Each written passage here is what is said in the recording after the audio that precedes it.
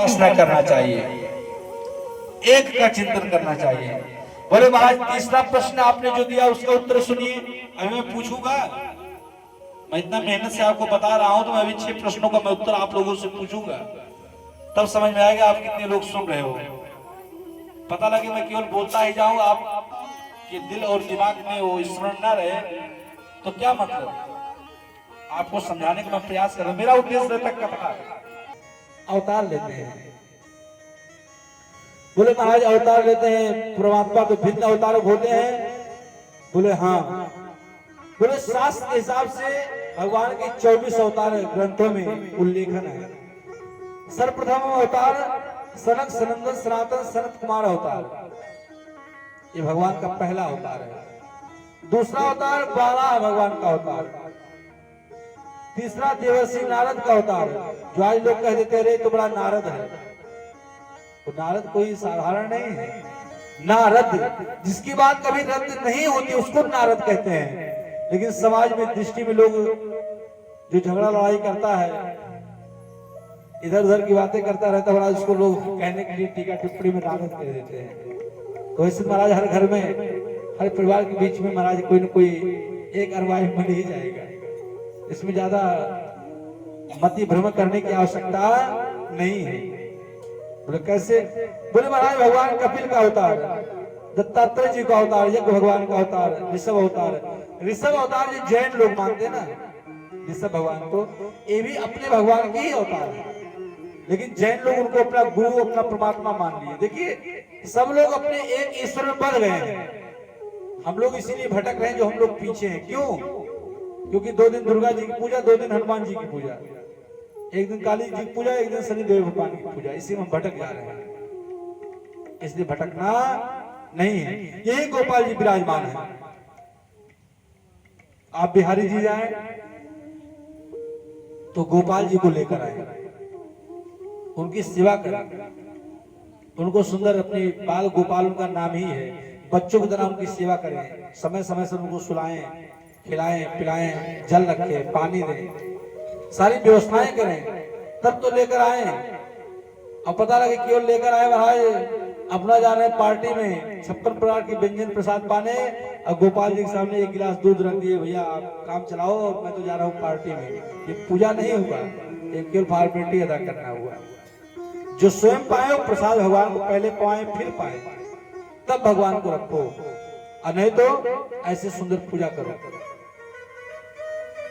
बोले फिर भैया, बोले पृथ्वी जी का अवतार, मत्स्य अवतार, कश्यप अवतार, धनवंतरी, मोहिनी, नरसिंह भगवान का अवतार, बावन भगवान का अवतार, परशुराम अवतार, महर्षि वेदव्यास जी महाराज जी का अवतार, राम जी बलराम का अवतार, हरि अवतार, हंस अवतार, बुद्ध अवतार। बुद्ध अवतार भी भगवान का अवतार है। अब जैसे देखिए बुद्ध भगवान को भी लोग अब एक पंथ में बांट दिए, एक नई रणनीति चल रही है। अभी क्या क्या होगा भगवान ही जाने, अभी तो कुछ नहीं है। 4,32,100 कुछ वर्ष आयु है कलयुग की। कितना है? ग्रंथ के अनुसार, आपको मैं विश्राम के दिन पूरा प्रमाणित बताऊंगा। 4,32,100 कुछ वर्ष, अभी केवल 5,100 कुछ वर्ष आयु बीते हैं, अभी कुछ नहीं है।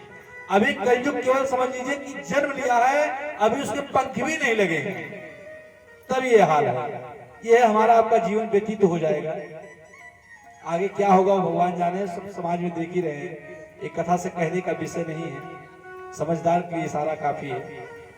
समाज में आप देख रहे हैं ऐसा जीवन हो जाएगा, बोले मनुष्य का जीवन पशुवत जीवन हो जाएगा, हो ही रहा है दिन प्रतिदिन। आज के 20 वर्ष, आज के 10 वर्ष, आपके 50 वर्ष पहले क्या व्यवस्थाएं थी, क्या वातावरण था, क्या स्वरूप था, और आज क्या व्यवस्था है, सब आप देख रहे हैं। बोले भैया फिर क्या करें, भगवान कितने अवतार? बोले महाराज भगवान के 24 अवतार, कल की अवतार जो अभी हुआ नहीं है, होगा। बोले इसमें 2 अवतार श्रेष्ठ हैं, राम कृष्ण दो एक हैं, अंतर नहीं इनमें, इनके नयन गंभीर हैं, उनके चपल विषय।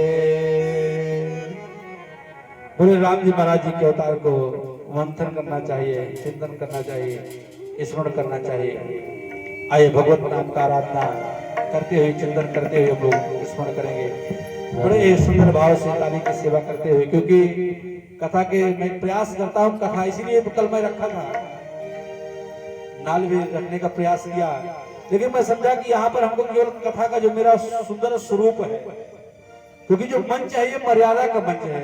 आज लोग मंच को बिगाड़ रखे हैं, बड़ा ही अमर्यादित कार्य करते हैं, अलग अलग शायरी, चुटकुल्ला, अलग अलग बातें, गप सप लड़ाते हैं महाराज। जैसे घर में लड़ाई झगड़ा करते वही कहानी बताकर 7 दिन बिता देते हैं। लेकिन जो श्लोक है उसका आप अनुकरण कीजिए, जो लोगों को शिक्षा मिले, नहीं तो क्या मतलब। फिर भैया तो आप रात भर कव्वाली कराओ, रात भर लगा दो डीजे पे डांस करो, बात खत्म हो गया। नहीं, हमको अपने जीवन में अनुकरण कर, क्योंकि श्रीमद् भागवत महापुराण ज्ञान यज्ञ है।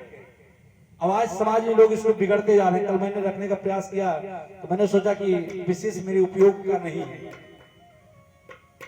क्योंकि जहां पर जैसा स्वरूप रहता है, जहां जैसा देश वहां वैसा परिवेश, तब आप अनुकूल पहुंच जाओगे। अब आप बहुत योग्यता हो, आपके अंदर महाराज व्यवसाय ना हो तो क्या मतलब। इसलिए भगवत नाम ही सर्वोपरि, भगवान का नाम ही, गुण ही एक श्रेष्ठ है, साधन है। हरे कृष्णा।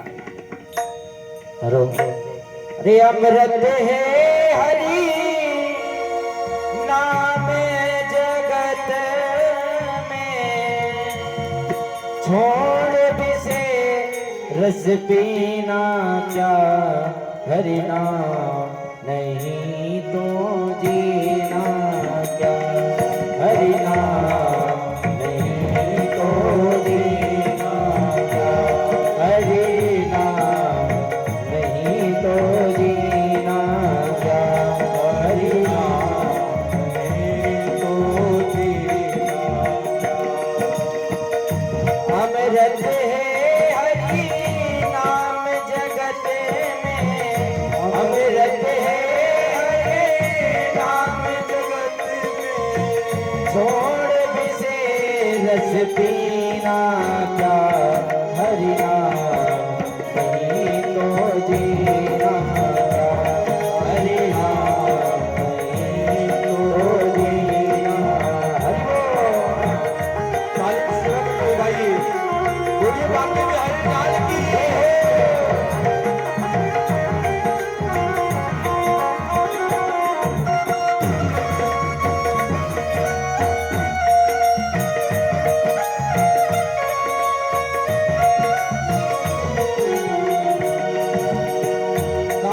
सदा अपने रस डोले, ना जाने कब चढ़े चल बोले। काल सदा अपने रस डोले, ना जाने कब सरे चढ़े बोले। हरि का नाम जपो निस्वास रे, हरि का नाम जपो निस्वास रे, जैसे और नगीना क्या, हरि नाम नहीं तो जीना क्या, हरि नाम नहीं तो जीना क्या।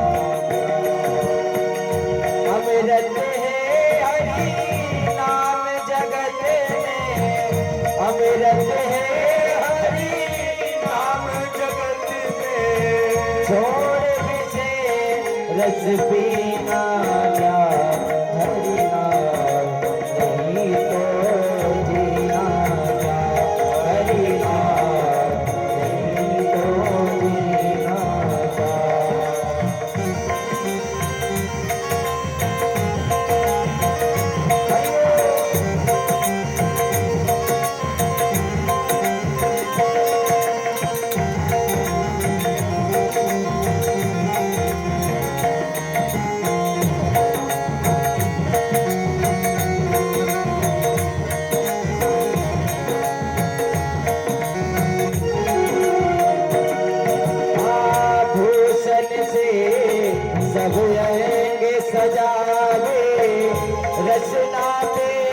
हरि नाम न आवे भूषण से हरि रुसलावे रसावे नाम आवे देह पड़ी रहे जावे ही परे देह पड़ी रहे जावे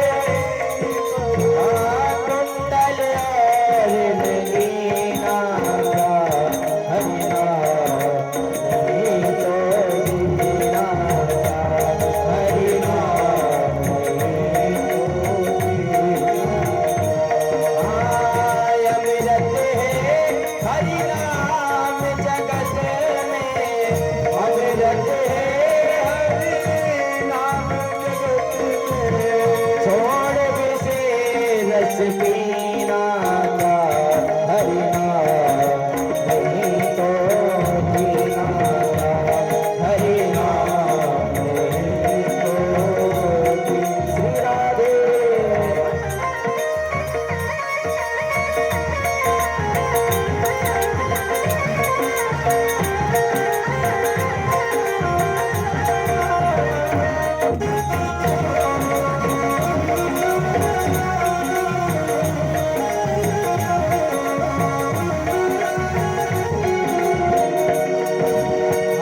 तीरथ है हरि नाम तुम्हारा फिर क्यों फिरता मारा मारा तीरथ है हरि नाम तुम्हारा फिर क्यों फिरता मारा मारा अंत समय हरि नाम न आवे अंत समय हरि नाम न आवे काशी और मदीना का हरि नाम नहीं तो जीना का हरि नाम नहीं तो जीना का हरि नाम नहीं तो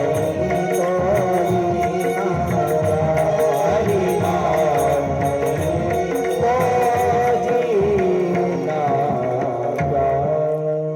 हरि नाम नहीं तो जीना बोले अनन्यश्चिन्तयन्तो माम ये जना पर्युपासते। अगर भगवत नाम का मुखारबिंद से आपसे नाम नहीं निकल रहा है तो जीने का कोई सार्थकता नहीं है। फिर तो महाराज पशु पक्षी जैसे ही जीना हमारे जीवन का सूत्र है। बोले भैया जनेत्यास वैराग्यम ज्ञानम च यद है दुकम। बोले भैया क्या करना चाहिए? बोले महाराज वैराग्य के जीवन का यापन करना चाहिए। बोले अच्छा। बोले उनको संख्या भी हमको प्रेरित करती है। बोले कैसे? बोले महाराज 50 वर्ष की अवस्था तक आपको घर गृहस्थी के कार्य को कर लेना चाहिए। आपको मकान बनाना है, दुकान बनाना है, घर परिवार को परवरिश करना है, सब कब तक? 50 वर्ष की अवस्था तक आप कर लो। इसके बाद भैया संख्या हमको इंगित करती है 51। मतलब 51 मतलब घर को छोड़कर वन में चलो। 52 फिर भी संख्या कहती है बेटा अभी समझ जाओ 52 अब घर को छोड़ दो, मोह माया को त्याग दो। 55 फिर भी हम सुधरते नहीं हैं। 57 फिर भी संख्या हमको कहती है अभी भी समय है, अभी कुछ बिगड़ा नहीं है, समय से पहले सुधर जाना तो महाराज कोई गलती नहीं है। फिर संख्या कहती है 59। क्या कहती है? मतलब 59 बुद्धि सठिया गई है, दलान में महाराज पड़े रहेंगे। अब बूढ़े अवस्था के बाद में या तो महाराज घर का जो शरीर होता है बूढ़ी अवस्था का, या तो महाराज दलान में खाट मिलेगा, या तो कहीं खेत टिब्बुल और मकान में मिलेगा, और कहीं स्थान नहीं है। या तो वृद्धा आश्रम अब तो आपके बगल में बन रहा है। हालांकि आप लोग बहुत सज्जन हैं। आपको सच बता दो, वृंदावन की पावन भूमि आप जब कभी जाएंगे, ये कोई कहने का विषय नहीं, स्वयं देखा हुआ चीज है। गौरी गोपाल आश्रम सभी लोग वर्तमान में सब जान रहे होंगे, पूज्य श्री अनुद्राचार्य जी महाराज का। वहां पर कम से कम 200-300 जो भी माताएं हैं वर्तमान में 100-200, वो हमारे आपके परिवार के साधारण नहीं है। उनके बच्चे इंजीनियर, डॉक्टर, अच्छे हाई लेवल की पढ़ाई की हुई, अच्छे कमाने खाने योग्य स्वरूप का अनुकरण करने वाली माताएं, और माताएं वो हैं उसके अंदर में जिनका महाराज इनकम 50 से 60-70 हजार रुपए सैलरी है महीने की, मंथली है। उन माताओं का इनकम महाराज जी, गुरु जी, मुझसे माँ की सेवा हो नहीं पा रही है, जो इसकी पेंसिल आ रही, जो व्यवस्थाएं आ रही हैं, आप इसको व्यवस्था आश्रम में लगाइए और मेरी माँ की आप सेवा व्यवस्था देखिए। मैं तो जा रहा हूँ विदेश। अब बेटा कहाँ है? विदेश है। माँ का विदेश में भी उसकी 1-2 लाख रुपए इनकम है, उससे आपकी पैसे की आवश्यकता है नहीं। आपकी 50 हजार रुपए, अब घर में वीरान पड़ा हुआ कोई नहीं है तो आश्रम में लग रहा है और उससे आपकी सेवा चल रही है। उसमें जितनी माताएं हैं सब एक से एक अच्छे, जिसको कहा जाता बहुत अच्छे सज्जन, उनकी माताएं वृद्धाश्रम पड़ी हुई हैं, साधारण नहीं है। ये वृद्धाश्रम एक अपने भारत का कलंक है, गौरव नहीं है कि जहां भारत की भूमि में माताओं को वृद्धाश्रम में रहना पड़े। वो क्या है? जिन्होंने जन्म दिया, पाला पोसा बड़ा किया और आज उनको वृद्धाश्रम में रहने का अवसर आ गया। ये मनुष्य जीवन की सार्थकता नहीं है, ये मनुष्य के नाम पर, पुत्र के नाम पर कलंक है। इसलिए कोई बहुत गौरव का विषय नहीं है। और उसके अलावा जब आप रात्रि में जाएंगे 100-200 माताएं ऐसे रोड के किनारे पड़ी हुई दिखाई पड़ेंगी, जिनको कोई पानी देने वाला। स्वार्थ लाख करे सब प्रीति, सुर निर्मुन सबकी हरिति। आप स्वच्छ साफ कपड़े पहनकर सामने बैठेंगे तो आपको बगल में बिठा लिया जाएगा और इसी कपड़े को नाली में भिगोकर आप अपने कंधे के ऊपर लेकर चले आइए, जो आपके बगल में बैठा रहेगा वो भी आपको दूर कर देगा। आप वही हैं, आपका वस्त्र वही है, लेकिन ये जमाना स्वार्थी है। कोई किसी का सगा होता नहीं है इस संसार में। अगर कोई सगा है तो केवल परमात्मा है, इसलिए परमात्मा से रिश्ता जोड़ लीजिए, अभी भी समय है। बोले भैया मेरी इच्छा तो होती मैं भजन करूं, लेकिन एक समस्या। बोले क्या? बोले समस्या इस विषय का है कि मेरी बेटी का जो बेटा है वो कहता है नाना, और जो मेरे बेटे का बेटा है वो कहता बाबा। मैं भजन करने की चाहता हूँ बाबा, वो कहता नाना, बाबा नाना। इसी विषम परिस्थिति में फंस जाता हूँ, मैं बाबा बन ही नहीं पाता हूँ। अवस्थाएं ये हो जाती हैं, और जैसी जैसी अवस्थाएं वृद्धांतर हो जाती हैं वो मोह और गसता है। अगर 2 जोड़े से लेकर 5 जोड़े अगर महाराज स्लीपर रखे रहेंगे तो महाराज वो सुरक्षित पड़े रह जाएंगे, लेकिन जो सबसे टूटा स्लीपर रहेगा वही पहनकर पूरा जीवन गुजारा हो जाएगा। मोह इतना होता है। एक छोटी सी बस स्टैंड से लेकर बड़ी बस स्टैंड तक की मैं बात कर रहा हूँ। कीमती सामान आभूषण रखे महाराज, उसमें त्रुटियां हो जाएगी, वो पहनने के योग्य नहीं रह जाएगा, जीवन नितांत चला जाएगा और आपका कमाया हुआ धनराशि कोई न कोई ले ही लेगा। आपके बस की बात नहीं है, आप उसको परवरिश कर पाओ, आप उसको पूरा कर पाओ, ये साधारण नहीं है। अब कोई ये नहीं जरूरी है कि आपने जो कमाया है आपको वो मिलेगा। हर आदमी अपने भाग्य का खाता है, जो उसके भाग्य में है वो भाग कर आएगा और जिसके भाग्य में नहीं है भाग कर चला जाएगा।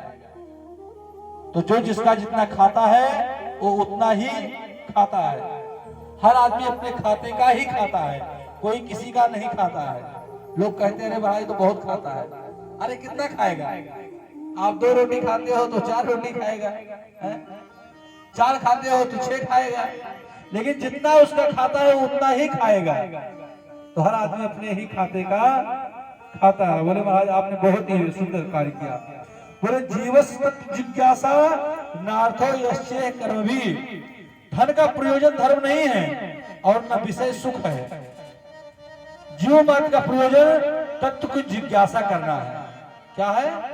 तत्व की जिज्ञासा।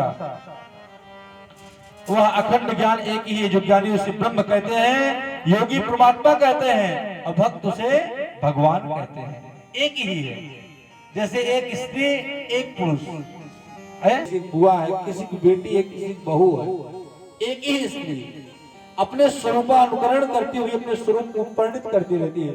इसी तरह परमात्मा एक है। अब आप उसको किस भाव में मानते हो?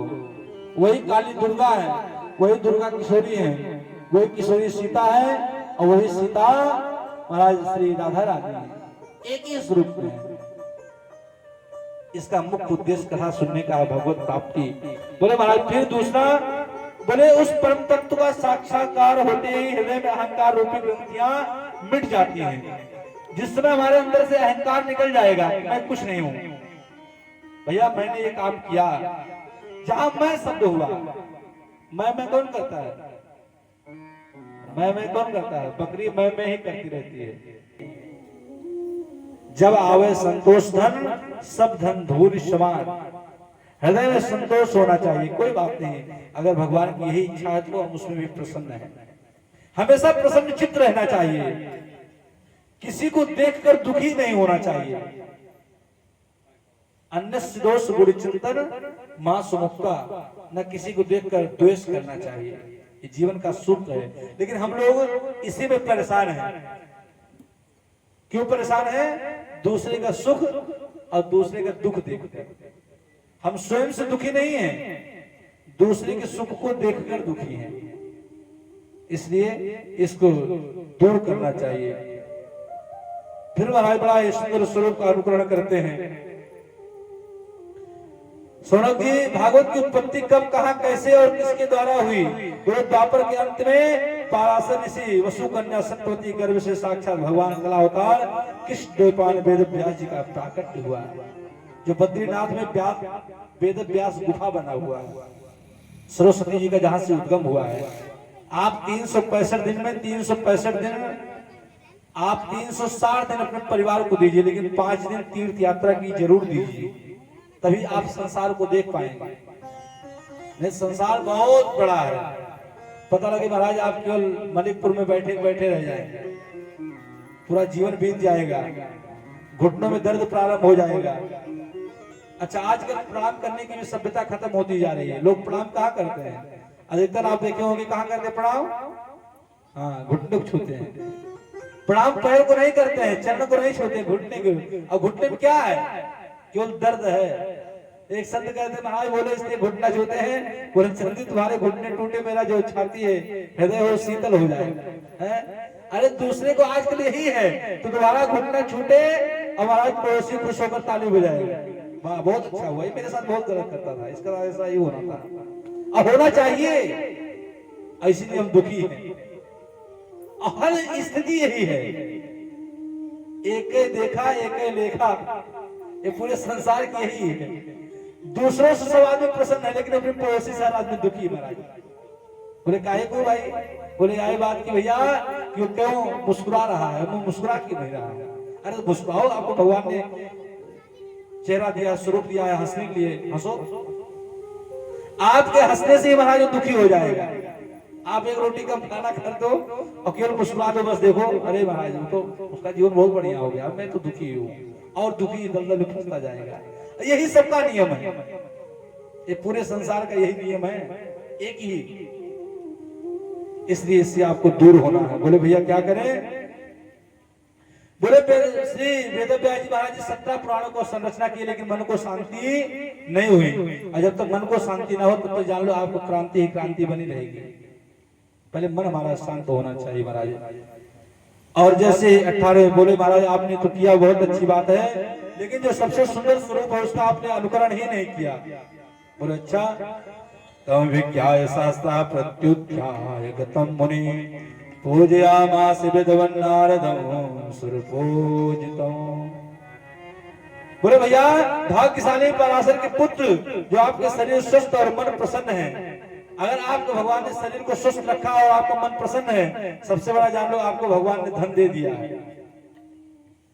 बहुत बड़ा इमारत बना लेना कोई धन का काम नहीं कर लेना, बहुत बड़ा आपका बिजनेस चल जाए कोई बहुत बड़ी बात नहीं है। अगर आपके शरीर में कोई रोग ने आपको दबा दिया तो समझ लो सारा धन नष्ट हो जाएगा, लेकिन महाराज उससे आप मुक्त नहीं हो पाओगे। अगर शरीर स्वस्थ है तो समझ लो सबसे बड़ा धन हमारे पास है। आप कहीं रहोगे 2 रोटी खा लोगे, अगर कहीं शरीर अस्वस्थ हो गया तो हमारा सारा बना बनाया भोजन महाराज केवल पानी के समान हो जाएगा, भोजन भी नहीं कर पाओगे। अरे भगवान ने यही क्या दिया, सुंदर 2 हाथ दिए 2 पैर दिए। अरे उनसे पूछो जिनको 1 पैर नहीं है उनकी क्या परिस्थिति, वो भी तो जी रहे हैं। जिनके आंख नहीं है वो भी जी रहे हैं संसार में। तो हमको ऐसे तुलना नहीं करना चाहिए, भगवान ने हमको कुछ नहीं दिया, भगवान ने आपको सब कुछ दिया।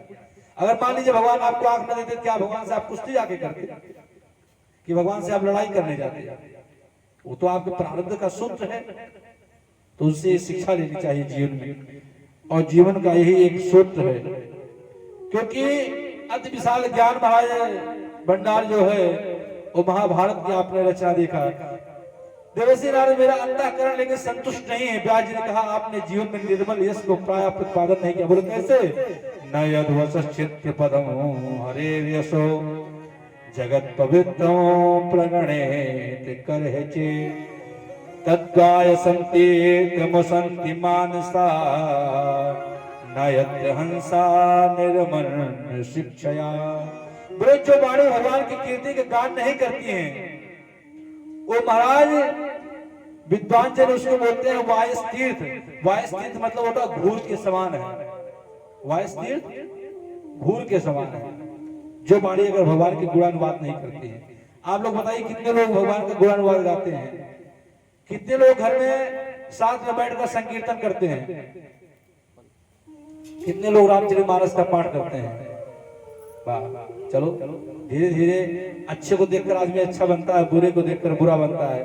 तो सुंदर इससे शिक्षा लेना चाहिए। भगवान ने आपको शरीर दिया है तो महाराज केवल शरीर खाने पीने सोने के लिए नहीं दिया है। ये भैया जीवन कैसा है? जीवन तो भैया एक रेल है। क्या है? रेलगाड़ी है। और रेलगाड़ी कैसे रहती है आपको पता है? आप बैठते हैं, इंजन एक होता है और डिब्बे 3 प्रकार के रहते हैं। एसी भी रहता है, रिजर्वेशन भी रहता है, जनरल भी रहता है। लेकिन बैठने की व्यवस्थाएं अलग हो सकती हैं। इंजन एक ही है। ऐसा नहीं एसी वाले को उठाएगा तो महाराज ले जाकर सुहाव पर बैठाएगा तो अयोध्या छोड़ेगा, अथवा अयोध्या बैठाएगा तो रुदौली छोड़ेगा। वो एक साथ में बैठाएगा, एक साथ में उतारेगा। तो मेरा जीवन कैसा है? इसी जीवन के सूत्र का निरूपण है महाराज। बड़ा ही सुंदर शब्द है। इस शब्द का अनुकरण कीजिएगा। और जीवन में जीने की महाराज कला है। क्योंकि अगर आप जीना नहीं सीखे तो जिंदगी को केवल आप भार की तरह ढो रहे हैं। कैसे? वायस तीर्थ घूर की तरह। घूर समझ रहे हैं ना? सब समझदार है। अवधी भाषा को घूर ही कहा जाता है। जहां पर कूड़ा कचरे को फेंका जाता है किसी से कोई मतलब ही नहीं है। इसी तरह ये बाड़ी है। आपको पता है आपकी गाड़ी में पेट्रोल लगेगा तो आप उसमें मोबिल नहीं डालते हैं, मिट्टी तेल नहीं डालते हैं। अरे नाली का कचरा काला, पानी भी वो काले जैसे है, आप उसको डालकर गाड़ी को नहीं चलाते। क्यों? क्योंकि मेरा इंजन सीज हो जाएगा। अरे भगवान ने जो शरीर दिया है, अब इस गाड़ी में महाराज जो पाओ सो भरते जाओ सुबह से लेकर शाम तक। इसका कोई ठिकाना ही नहीं है। जो इच्छा होगी मन में सो महाराज खा लिए। इसलिए ऐसा कार्य नहीं। ये बाड़ी भगवान के नाम का गुणानुवाद गाने के लिए तो बड़ा ही सुंदर शब्द है। इस शब्द का अनुकरण कीजिएगा। जीवन तो भैया एक रेल है। बड़ा सुंदर शब्द है, अनुकरण कीजिएगा। जीवन तो भैया एक रेल है, कभी पैसेंजर कभी मेल है। जीवन तो भैया एक रेल है, कभी पैसेंजर कभी मेल है। जीवन तो भैया एक रेल है, कभी पैसेंजर कभी मेल है। जीवन तो भैया एक रेल है,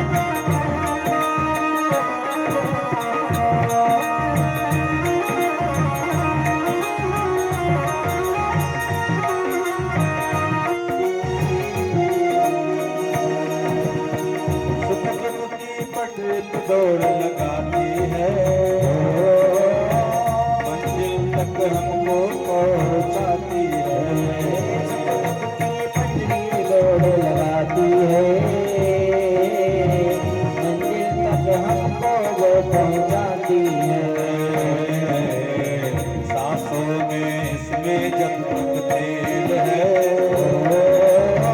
सांसों में इसमें जब तक खेल है, कभी पैसेंजर कभी मेल है। जीवन को भैया एक रेल है, कभी पैसेंजर कभी मेल है।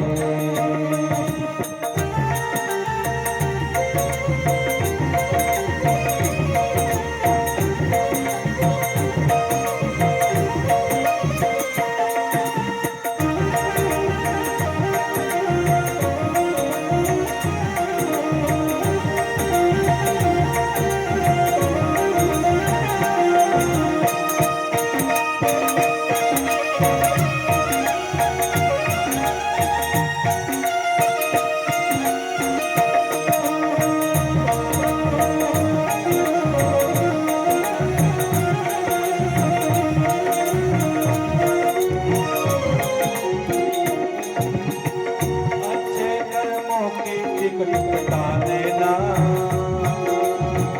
मुझे तो टीवी टिकट दिखा देना। अच्छे कर्मों की टिकट कटा देना, पूछे तो डीडी से दिखला देना। अच्छे कर्मों की टिकट कटा देना, मुझे तो टीवी टिकट दिखा देना। अच्छे कर्मों की टिकट कटा लेना, पूछे तो डीडी से दिखला देना। बिना टिकट तो सीधे जेल है, बिना टिकट तो सीधे जेल है, कभी पैसेंजर कभी मेल है।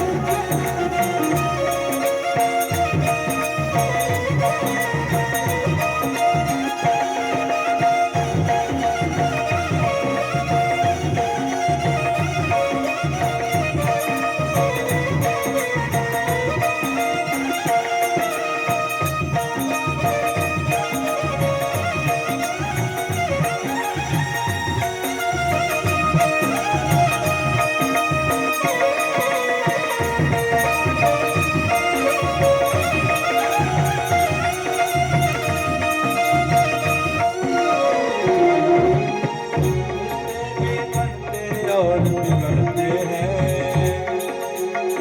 जाते जो चढ़ते और उतरते हैं। रिश्ते भी बनते और बिगड़ते हैं, रात्रि जो चढ़ते और उतरते हैं। मेरा ये सिग्नल का सब खेल है, सिग्नल का सब खेल है, कभी पैसेंजर कभी मेल है।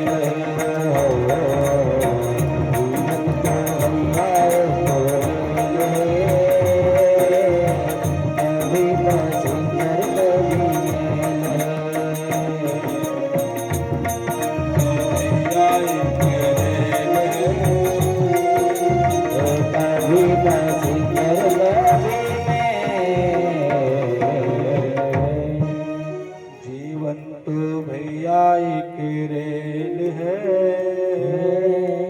कभी पैसेंजर कभी मेल है। सुख दुख की पटरी पे दौड़ लगाती है, मंजिल तक हमको पहुंचाती है। एक पहलू है जीवन के, दिन और रात्रि, अच्छा और बुरा, सही और गलत, लाभान जीवन मरण जस अब जस विधिहा। आपको क्या लाभ होना है, कितने समय आपको हानि होनी है, ये आपको नहीं पता है। अभी 1 सेकंड में आपको 10 रुपए का लाभ होना है कि अगले सेकंड में आपको 10,000 रुपए की हानि है, आपको नहीं पता। लाभ हानि जीवन मरण, आज आपका जन्म हुआ है, कल आपको मृत्यु होगी, आपको पता नहीं है। जस और अपजस, आप बहुत अच्छे हैं और कब आपका समय कि पहिया महाराज उल्टा घूम गया तो आप अच्छे ही, आप कब बुरे बन जाएंगे इससे कोई भरोसा नहीं। आप कहते महाराज मैं आए दिन सबके साथ अच्छा ही करता हूँ, लेकिन मुझे जब मिलता है तो बुरा ही मिलता है। मैं सबके साथ भला करता हूँ लेकिन मेरे साथ भला होता नहीं है। ऐसा नहीं है, ये आपके जीवन का प्रारब्ध है, इसका हमको अनुकरण करना है। तो इसी स्वरूप में, एक ही स्वरूप में अनुकरण करना चाहिए कि भगवान की कृपा से जो होगा वो होगा। बोले कैसे? सोन राम प्रेम बिन ज्ञानो और कनक धार बिन जिम जल जानू। बोले कैसे? न शोभते ज्ञान मलम निरंजनम, जैसे शोभा वाणी की नहीं है। बोले बिना ज्ञान की वाणी महाराज किसी काम की नहीं है। वाणी की योग्यता क्या है? आप लोगों को शिक्षा दे सके, ज्ञान आप बांट सके, तब उस वाणी की महिमा है। अगर आपने नहीं दिया तो उसका कोई मतलब नहीं। बोले हम आप क्या करते हैं? मोह निशा जग सोवन यारा और देखें स्वप्न अनेक प्रकार। मोह की निद्रा में सोते हैं और रात्रि में जो सोते महाराज तो रात्रि में लगता हम राजा बन गए हैं। मेरे सामने 10-20 नौकर महाराज काम करने वाले हो गए हैं। सब महाराज सेठ साहूकार की सबसे बड़ी संपत्ति आज मुझे मिल गई, और लेकिन जब सैया से मुड़ते हैं तो महाराज जहां के तहां ही रह जाते हैं। हम आप संसार में सो रहे हैं और स्वप्न अनेक प्रकार की देख रहे हैं महाराज। बोले हे मुनि, मैं पिछले जन्म में मैं बहुत बड़ा वेदवादी ब्राह्मण था और ब्राह्मण के यहाँ महाराज बड़ा योग्य था, श्रेष्ठ था। जो मेरा पूर्ण चरित्र आप सुनेंगे, मैं एक दासी पुत्र था जो आज नारद बना गया। बोले कैसे? बोले मैं दासी का पुत्र था। अब मेरी मैया महाराज काम करती थी पहले जो सत्संग होते थे, जो ऋषि होते थे, महात्मा होते थे, सब महाराज कैसे होते थे? बोले सदग्रस्त होते थे। सदग्रस्त से जीवन बड़ा कोई जीवन संसार में नहीं है। सबसे बड़ा ग्रस्त जीवन ही श्रेष्ठ है।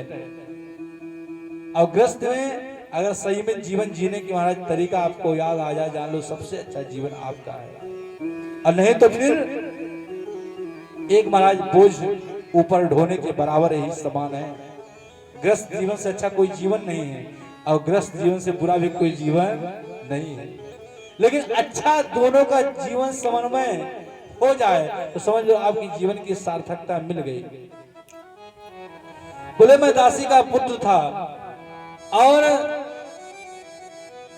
उन ऋषि महात्माओं के यहाँ मेरी मैया गई। बोले बाबा मुझे तो कुछ आता नहीं, लेकिन मैं आपके इस स्वरूप में, मंदिर में और आपके धर्मशाला में रहना चाहती हूँ। बोले बेटी तुझे क्या काम करना? बोले मुझे कुछ ज्यादा नहीं आता, लेकिन यह है आपके आश्रम की साफ सफाई, गाय का दुग्ध दोहन करना, आपके लिए समझा ले आकर रख देना, आप हवन करेंगे, ये मैं सब कार्य करूंगी। दासी पुत्र, दासी थी। तो बोले बेटी तुझे चिंता करने की आवश्यकता नहीं है, जाओ हमारी पत्नियों के पास जाओ, वो जो सेवा का आपको स्वरूप का अनुकरण करें, उनकी स्वरूपा अनुकरण ही उनकी सेवा शुश्रूषा करो। और आपको चिंता किस बात की है? खाओ पियो और आराम से आनंद से रहो। बेटी चिंता करने की आवश्यकता नहीं है। अब नारद जी बहुत छोटे थे महाराज, दासी पुत्र। पहले संत चातुर्मास करते थे, अब तो समय निकल गया है। अब महाराज चातुर्मास करने के लिए किसी के पास समय ही नहीं। पहले जब चातुर्मास होता था 4 महीने संत भगवान कहीं जाते नहीं थे, एक स्थान पर टिक जाते थे मंदिर में, प्रांगण में, और भजन करना प्रारंभ कर देते थे। भजन करते करते महाराज 4 महीने खूब भजन करते थे, इसके बाद तब कहीं जाते थे। बोले अच्छा। अब महाराज संत महात्मा जब भोजन करते तो मैं उनका जूठन प्रसादी पाता, उसको बोलते हैं शीत प्रसादी। क्या बोलते हैं? शीत प्रसादी। संतों की भाषा में रोटी को रोटी नहीं कहा जा सकता, रोटी को फुल्का कहा जाता है। क्या कहा जाता है? फुल्का। चावल को, आप लोग अवधी वासी हैं, अवध के वासी हैं, महाप्रसाद। दाल भात तो बहुत पहले की बात हो गई। शुरुआती यही है। लेकिन हमारे यहाँ अवधि में संत महात्माओं के स्वरूप में महाप्रसाद, दाल को बैकुंठी और सब्जी को साग प्रसाद। हमारे यहाँ संतों के यहाँ पर सब्जी को काटना नहीं कहते हैं, काटना शब्द अलग प्रयोग हो गया। सब्जी मनिया करना, सारी व्यवस्थाएं अनुकूल, जैसे अब हम लोग कभी जाते हैं, रहे हुए हैं इसलिए जब पता है, तो उसी के अनुकूल आप व्यवहार करेंगे, समझ जाएंगे ये संतों के संग में रहा हुआ है। और उठपटांग बोल देंगे, तुरंत महाराज चिमटा उठाएंगे, धमक देंगे। हाँ, जितने अच्छे हैं महाराज उतना ही समस्या का सामना करना पड़ जाता है। तो हम लोग बहुत श्रम किए हैं, 2006 से इस लाइन में हैं और संतों की संगति में रहते रहते रहते हर प्रकार के स्वरूप को मैंने देख लिया। जीवन का सत्य क्या है? तो सत्य यही है कि स्वार्थ लाग करे सब प्रीति और सुर नर मुनि सबकी यह रीति। सत्य तो यही है, चाहे माता पिता भाई बहन परिवार नाथ रिश्तेदार, आपकी बाजार बस्ती बनी हुई है, सब आपके साथ हैं। और आपकी बाजार बस्ती छूट गई तो जो आपके साथ है वो भी आपका स्वरूप छोड़कर महाराज किनारे। आपके जेब में 500 रुपए के नोट है, चाय पीने वाले 10 लोग आपके साथ लग जाएंगे। और आपके जेब में पैसा नहीं है तो महाराज कहेंगे अरे भैया तिवारी जी आ रहे हो, किनारे हो जाओ, आएंगे 10 रुपए की चाय, फालतू मूड मारेंगे, 10 रुपए की चाय पियेंगे, तो अपना महाराज मुख किनारे कर लेंगे। जब तक एक ढक्कन का आदत नहीं है तब तक कहेंगे अरे भाई साहब एक ढक्कन में कुछ नहीं होता, आओ तो थोड़ा सा लेके देखो। और जब महाराज 70 रुपए खर्चा चालू हो गया तो 100 रुपया कोई देने वाला नहीं मिलेगा, फिर तो घर भी बिक जाएगा, परिवार भी बिक जाएगा, धन दौलत सब बिक जाएगा। इसलिए संग अच्छा करना चाहिए, कथा से यही शिक्षा लेना चाहिए। बोले हम संतों का शीत प्रसादी पाते रहे और मेरी माँ सेवा करती रही। संत महात्मा के आज सुबह से लेकर शाम तक भजन कीर्तन संकीर्तन होता रहा, मैं भी खूब कीर्तन करता रहा, महाराज खूब नाचता गाता रहा, कीर्तन करता रहा। मेरी मैया खूब सेवा करती रही। अब मेरे मैया को एक डर समा गया, बोले कहीं ये हमारा बच्चा बाबा ना बन जाए, बेटा चोर बन जाए, डाकू शराबी कयाबी नेता नफाड़ी चोर उचक्का बन जाए चल जाएगा, लेकिन कहीं बाबा ना बन जाए। इसका माताओं को बहुत विशेष डर रहता है। आप 10 दिन कहीं बच्चे पूजा पाठ करना चालू कर दें तो माताएं डरना चालू कर देंगे, अरे बाबा जी आए थे कहीं कुछ शिक्षा दे तो नहीं दिए, सिखा दिए मंत्र वंत्र, कहीं पता लगे मेरा बेटा बाबा बन जाए, अकेली बेटा है तो और समस्या बन जाएगी। अब मैया सेवा करती, लेकिन महाराज माताएं का हृदय तो महाराज बड़ा ही कोमल होता है। संत भगवान से प्रार्थना करते हैं सरकार आप आए हैं अच्छी बात है, लेकिन मेरे बेटे को बाबा ना बना देना। बोले अरे मैया काहे तू चिंता कर रही भाई, काहे बात की चिंता की बात है, अरे तेरा बेटा ऐसे ही अच्छा। बोले एक ही बेटा है और एक ही अगर ये बाबा बन जाएगा तो मैं क्या करूंगा। बोले महाराज ऐसी बात नहीं है, बाबा बनने से 7 नहीं 21 पीढ़ी महाराज जीवन मंगल हो जाता, लेकिन बनना कौन चाहता है, कोई बनना नहीं चाहता। आवाज कर दो महाराज। और केवल आए थे हर भजन को ओटन लगे कपास, हम चलते हैं भजन करने के लिए। यहाँ पर महाराज मंदिर मठ मंदिर और समाज के चक्कर में महाराज जितना वीआईपी चमत्कार को नमस्कार, जितनी वीआईपी गाड़ी उतनी ही अच्छे हम संत महात्मा महाराज हैं।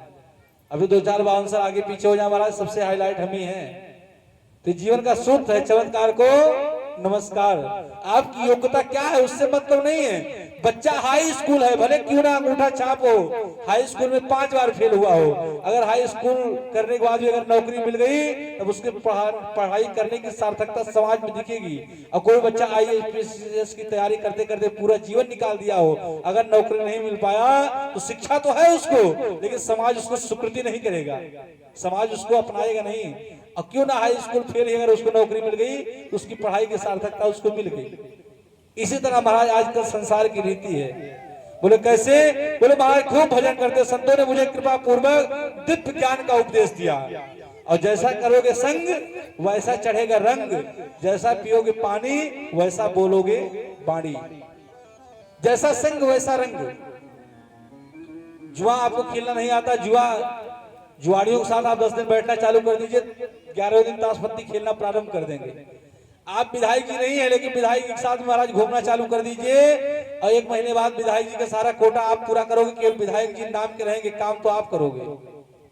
तो जैसा करोगे संग वैसा चढ़ेगा रंग, और जैसा पियोगे पानी वैसा बोलोगे पानी।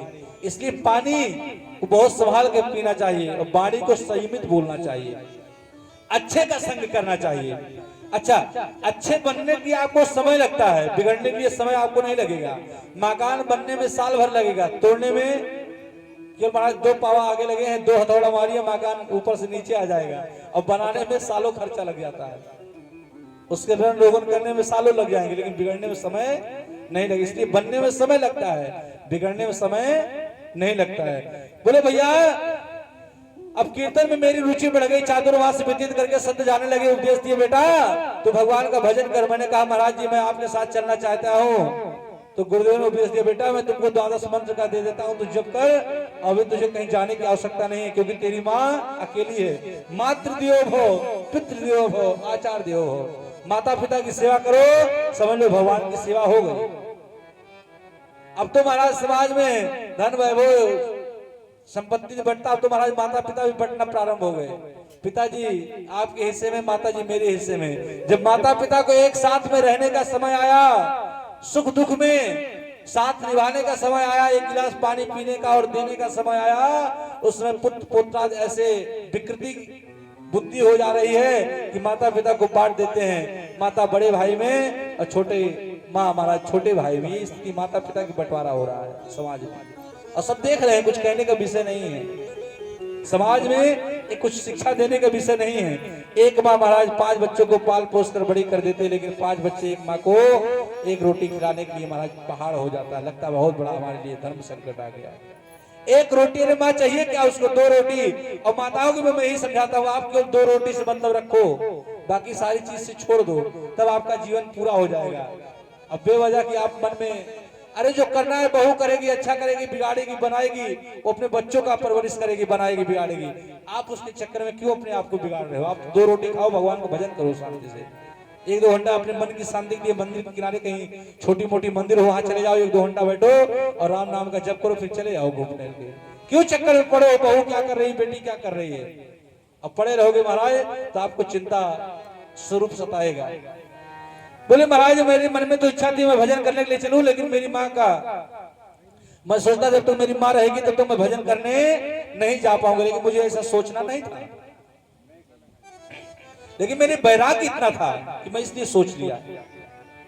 बोले महाराज अब तो गोदोहन का काल में मेरी मैया गई गाय को दोहने के लिए, और जैसे दूध का दोहन करने गई और सर्प आया, सर्प ने महाराज मैया को मेरे डस दिया और मेरी मैया की मृत्यु होगी। गोविंदाय नमो नमः। मैंने सोचा अब कोई मुझे चिंता करने की जरूरत नहीं, अब कोई डर की विषय नहीं है, अब तो मेरी मैया रही नहीं, अब तो मैं खूब भजन करूंगा। मेरे आंखों से गर्म आंसू निकलना प्रारंभ हुए। जब आदमी खुशी में रोता है तो गर्म आंसू निकलते हैं, उत्साह में जब रोता है तो गर्म आंसू निकलते हैं, और जब कष्ट में रोता है तो ठंडे आंसू निकलते हैं। नेत्रों का प्रतीक है। कभी ऐसा सोचकर देखिएगा और विचार कीजिएगा। जब आप खुशी में कहीं रोएंगे, आंसू दोनों में आते, बहुत खुशी में भी आते हैं, और दुख में आएंगे तो शीतल रहेंगे महाराज, ये स्वरूप है। बोले मैं हंसा, लेकिन मैं सोचा अगर समाज में मैं हंसता हूँ तो लोग कहेंगे अरे ये बेवकूफ, इसकी मैया मर गई और ये हंस रहा है। मैं तो इसलिए हंस रहा था कि मेरी मैया मर गई, मुझे भजन करने के लिए कोई रोक नहीं पाएगा, लेकिन मुझे ऐसा करना नहीं था। फिर भी मेरे मन में इतना वैराग्य था कि मैं भजन करने के लिए जाऊंगा, मुझे कोई रोकेगा नहीं। और एक सरोवर में मैं स्नान किया और पीपल के वृक्ष के नीचे में बैठ गया। भगवान की उस बाकी झांकी को निहारने लगा जो संत भगवान मंत्र देकर गए थे। ओम नमो भगवते वासुदेवाय, उस मंत्र का जो चिंतन करने गए थे महाराज, उसी को मैं निहारने लगा महाराज। नारद जी कहते हैं व्यास जी आकाशवाणी शांत हो जाने पर मैं तपस्या करता, कुछ समय बाद महाप्रलय हुआ और दासी का पुत्र ब्रह्मपुत्र बनकर आज आपके सामने प्रकट हो गया है। ये जो वीणा है ये देवर्षि नारद की वीणा आज मुझे नहीं, ये भगवान की ही दी हुई वीणा है। इससे मैं क्या करता हूँ, बोले भगवत नाम का संकीर्तन करता हूँ। बोले भगवत नाम का, बोले हाँ। देवदत्तां इमां वीणा सर ब्रह्म विभूषितां मूर्छित्वा हरिकथां गायमान शरोभ्याम्। बोले महाराज मैं देवर्षि नारद बात सुनकर व्यास जी अपने सरस्वती नदी के पश्चिम तट पर स्थित महाराज सम्यक प्राश नामक आश्रम पर आए और श्री हरि ध्यान का ध्यान करने लगे। बोले वाह बेटा देवर्षि नारद, जब तुम्हारी ये स्थिति थी, दासी पुत्र आज महाराज ब्रह्मपुत्र बना बैठा हुआ है, इसलिए कोई किसी के भाग्य को जानता नहीं। अरे आप प्रत्यक्ष देखिए, अयोध्या की आज के 5 साल पहले, ज्यादा दिन ना जाइए महाराज, जो भूमि को कोई पूछने वाला नहीं था, जो जमीन को कोई देखने वाला नहीं था, जंगल थे, वीरान था, लोग जाने से डरते थे, वहां कैसे जाएंगे। आज महाराज जंगल, वो जंगल ही मंगल हो गया है। अब वो सोचो भाग्य और प्रारब्ध का विषय कि जीवन में सूत्र भगवत कृपा कब हो जाए किसके ऊपर, इसको कोई जानता नहीं है। कब आप राजा और कब रंग, कब आप फकीर बन जाएंगे, इसको कोई जानता नहीं है। ऐसे स्वरूप का अनुकरण करने के लिए उपस्थित हमारे आपके बीच में, आपके ही इस मलिकपुर ग्राम सभा पाठक पूर्वा से समस्त परिवार और हमारे पाठक भैया सामने बूझते हैं, उनकी बेटी और छोटी सुपुत्री आई। एक बार हमारे पाठक भैया की एक बार जोरदार ताली द्वारा अभिनंदन करेंगे। ये बड़े ही भगवत प्रेमी है भैया। अभी कुछ दिन पूर्व 1 मई से मेरी नवीन सब्जी मंडी में कथा चल रही थी, तो भी आपकी उपस्थिति हुई। तो मैं चाहूंगा एक बार हमारे भैया की एक बार जोरदार ताली द्वारा अभिनंदन करेंगे।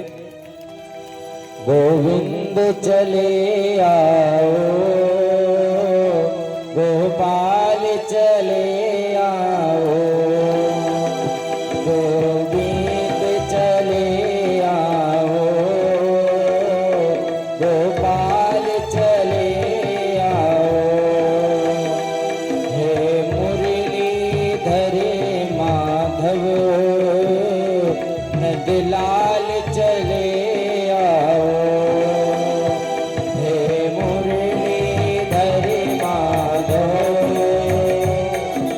लाल चले आओ। मालिक सेवा करनी चाहिए, यही भगवत भाग्य है।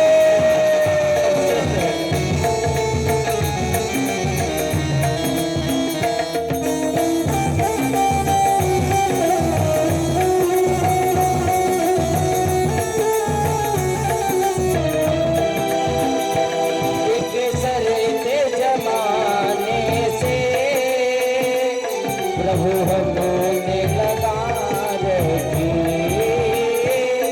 एक सरते जमाने से प्रभु हमने लगा रखी।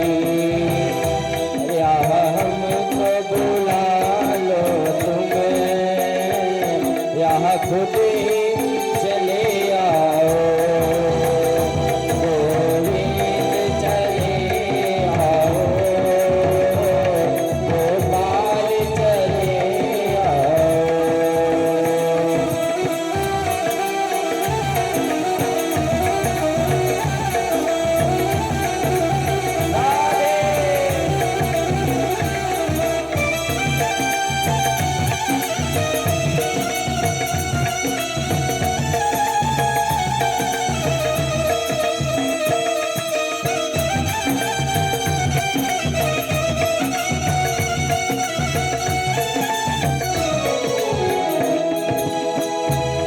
आँखों में बसे हो तुम्हें, मेरे दिल में धड़कते हो। आँखों में बसे हो तुम्हें, मेरे दिल में धड़कते हो। हे बिहारी, यहाँ हमको बुला लो तुम्हें, यहाँ हमको बुला लो तुम्हें, यहाँ खुद ही चले आओ। गोविंद चले आओ, गोपाल चले आओ। हे मुरलीधर माधव नंदलाल चले आओ। बोलिए बांके बिहारी लाल की जय। आपकी आवाज आपके मलिकपुर तक नहीं पहुंच रही, लेकिन देखिए पाठकपुर तक पहुंच गई है। आप कैसी आवाज लगा रहे हैं गर्जना महाराज, आपकी आवाज नहीं पहुंच रही। तेरा जोरदार जगह जयकारा, कम से कम जयकारा लगाने में कंजूसी नहीं करना चाहिए। हमारे साउंड वाले भैया फिर भी बहुत विशेष अपना प्रयास किए हुए हैं, वो भी मेहनत किए बेचारे, लेकिन आपके देश काल परिस्थिति जहाँ जैसा परिवेश उस हिसाब से कार्य को करने का प्रयास करना चाहिए। तो कम से कम जयकारा आपकी वाणी का तो कुछ योग्यता होनी चाहिए। नहीं पता लगे महाराज छोटे छोटे केवल यहाँ बैठे रहे, मैं 3 घंटा 4 घंटा बोलता रहूं। भगवत नाम ही आश्रय में लेने से जीवन का परम सूत्र है। वाह, सबसे सुंदर आवाज तो बच्चों की आ रही है। बोलिए बरसाने वाली की, श्री विश्वानंदनी की, भागवत भगवान की, बोलिए सच्चे दरबार की जय जय श्री राधे श्याम। कहते रा कहते बाधा टले, धा से पहुंचे धाम, और राधा नाम अनमोल है, पूर्ण हो सब काम। आप लोग राधा कहने में संकोच लगता होगा कि केवल अयोध्या आप लोग वासी हैं तब ये हाल है? अगर कोई जय सिया राम कहे पहले उसका आप टुकुर टुकुर देखेंगे भाई क्या कह रहा है, जवाब नहीं देंगे। वृंदावन में ये व्यवस्थाएं नहीं है। वृंदावन में राहगीर चलते आप एक बार राधे बोलेंगे तो कम से कम 5 बार आवाज आएगी। भाई साहब राधे राधे, जरा प्यार से बोले राधे राधे। बेचारे पीछे वाले बोल रहे हैं आधे आधे है, तो कम से कम जोरदार बोलो भैया। अरे राधे शब्द एक शब्द लेंगे तो आनंद आएगा। राधे राधे। हाँ, अब लगा कि आप लोग बैठे हैं। कहते रा कहते बाधा टले, धा से पहुंचे धाम, राधा नाम अनमोल है, पूर्ण हो सब काम। एक शब्द को आप अनुकरण कर लीजिए। एक कथा का पूरा समझाने का एक ही सूत्र है। अब आप सोचे महाराज हमको ये चरित्र सुनाइए, वो चरित्र सुनाइए, वो तो चरित्र मैं आपको सब सुनाऊंगा, लेकिन उस चरित्र से आपको लाभ कब मिलेगा? जब आप भगवत नाम के आश्रय हो जाएंगे तब पता लगे। आप कथा खूब सुने और इस कान से सुने इस कान से निकाल दें, फिर उसका कोई मतलब नहीं है। मंथन करने का विषय है। बोले महाराज बड़ा सुंदर स्वरूप है। आत्मा राम मुनयो निर्गंथा पुरुक्रमा करवंत है तुके भक्ति मत्यम भूत गुणो हरि। बोले सुखदेव महाराज कहते परीक्षित, श्रीमद् भागवत महापुराण क्यों सुनाई गई? श्रीमद् भागवत महापुराण ही क्यों? सोनकाज ऋषि कहते हैं आपसे परीक्षित, जन्म और कर्म की आपने मोक्ष की जो आपने प्रश्न किया, मैं इसका प्रत्युत्तर देने का प्रयास करूंगा। ये कथा सार्वभौम है, जनमानस के कल्याण के लिए की गई है, जिसमें सबका जीवन परम मंगलमय हो। कथा श्रवण करने से हमको आत्मज्ञान की प्राप्ति होती है, अंदर की हमारी ज्योति जागृति होती है, और जब तक ज्योति की जागृति नहीं होगी तब तक महाराज मेरा जीवन निरर्थक ही रह जाएगा। बोले कैसे? साच बरोबर तप नहीं, झूठ बरोबर पाप, जाके हृदय साच है, ताके हृदय आ। बोले सच बोलने का एक संकल्प ले लो, कटु शब्द नहीं कहना है। ऐसी वाणी बोलिए जो मन काया पाखो, और को शीतल करे, आपो शीतल हो। बोले वाणी ऐसी बोलनी चाहिए जो महाराज प्रसन्नता का सूत्र हो, और जिस वाणी में प्रसन्नता ना हो वैसी वाणी को महाराज निरर्थक प्रयास नहीं करना चाहिए बोलने का। सभ्यता का परिचय देना चाहिए। बारे मते घृत होय बरु सिकता ते बरुते, बिनु हरि भजन न भव तरह, यह सिद्धांत अपे। आपको एक नहीं 50 कथाएं सुना देंगे, लेकिन आपको शिक्षा कब होगा? बोले कब? बोले बारी मथे घृत होई। घी कैसे निकलता है? दूध को जमाते हैं, मैया डेली दही बिलोते हैं, दही से मक्खन निकालते हैं, मक्खन को भी बिलोते हैं, फिर उसको गर्म करते तब जाके घृत निकलता भैया। इसी तरह मन के मंथन को मथना पड़ेगा। ये आज एक दिन कहने से परमात्मा प्रकट नहीं हो जाएगा। कि हमने आपको कह दिया भैया तो भगवान आपके सामने आ जाएंगे, ऐसा नहीं होने वाला है।